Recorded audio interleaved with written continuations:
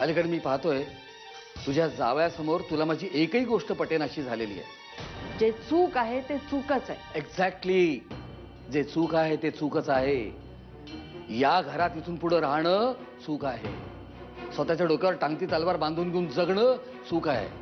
जावई प्रेमाची झापडं बांधून तुला जगायचं तर तू जग। वस्तुस्थितीकडे मी डोळे झाक करू शकत नाही। काय बोलताय काय तुम्ही हे? मला इतकंच म्हणायचं की माझा निर्णय पक्का झालेला आहे। मी माळवदेला फोन करून सांगणार आहे की मी साताराला येतोय जागा बघायला। इथून पुढे या घरात राहण्यात मला स्वारस्य नाही। ज्यांना माझ्या सोबत यायचंय ते माझ्या सोबत येऊ शकतात, नाहीतर मी एकटा जायला तयार आहे। मग प्रत्येकाने आपली सोय बघावी। आयुष्यभर प्रत्येकाला पोचायचा मी ठेका घेतलेला नाहीये।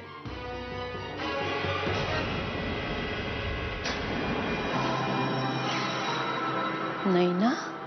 आपल्याला फार काही करायचं नाही। बनावट प्लान त्यांनी पाठवून दिलाय। फक्त खाली तू एक खरडी सही करायची आहेस। VY1RC, बस संपला विषय। का असले प्रपोजल्स माझ्याकडे आणतो माहिती? तुला माहिती मी हे सगळं करत नाही, पण यावेळी तुला करावं लागेल, कारण यावेळी माझ्या जीवन मरणाचा प्रश्न आहे। म्हणजे मला पैशांची गरज आहे। किती पैसे हवे तुला? मी देतो। 2 कोटी रुपये। काय? 2 कोटी रुपये ही रक्कम ऐकल्यानंतर डोळ्यात चमक दिसली तुझ्या। आणि हे 2 कोटी रुपये प्रत्येकी एक बरं का? 2 कोटी तुला, 2 कोटी मला। मीटिंग इज ओव्हर माय। म्हणजे तू सही करणार नाहीस तर? नाही, या फर्म मध्ये मलाही काही से असू शकतो विक्रम। हो, पण माझ्या पर्सनल बाबतीत अजिबात नाही। आणि मी माझे एथिक्स कुठल्या गोष्टीत बदलावे किंवा नाही ही माझी पर्सनल बाब आहे। ओके? विक्रमला मी मनापासून माझा मुलगा मानते। आणि बाबा? बाबा त्यांचं काय? त्यांना विक्रम पहिल्यापासूनच, त्यांची मतं वेगळी आहेत, आज समोर आली। मी त्यांची आता खरडपट्टी काढून आले। यापुढे या विषयावर इथे चर्चा होणार नाही। हा विषय आताच बंद। विषय बाबांनी सुरू केला आहे आणि हे विसरून चालणार नाही की हे घर त्यांचं आहे।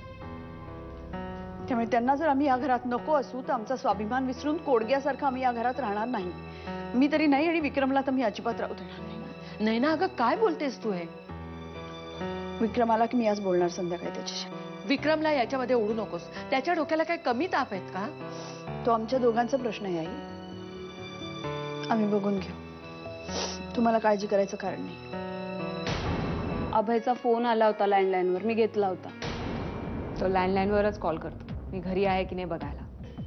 तू नव्हतीस, पण तुझ्या आवाजात जर मला बोलता आलं असतं तर बोललेही असते कदाचित। नाही, त्याची काहीच गरज नाही।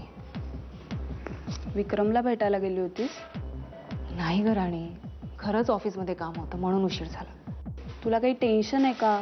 तू माझ्याशी बोलू शकतेस, मला माहिती आहे सगळं। आय नो, तुला सगळं माहिती आहे, पण नव्याने सांगण्यासारखं खरंच काही नाहीये। शुअर? शुअर। काल गेलात कुठे तुम्ही अचानक? फोन जसा तुम्हाला एक फोन आला तसाच मलाही आला। हो, अर्जंट जावं लागलं। तुम्ही फोनवर बिझी वाटलात म्हणून डिस्टर्ब केलं नाही। बाय द वे, फोनवर बोलताना जरा डिस्टर्ब वाटलं। Any problem? नाही, विशेष काही नाही, नेहमीच। अच्छा, नेहमीच।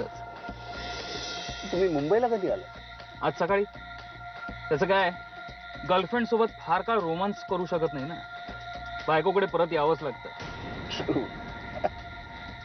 बाय द वे, तुम्हाला आता जर घाई नसेल तर आपली कालची राहिलेली मैफल पूर्ण करूया। आता नाही, आता मला जावं लागेल। बायको वाट बघते। नशीबवान आहात। जगात ते सगळे पुरुष नशीबवान आहेत ज्यांची बायको त्यांची वाट बघते।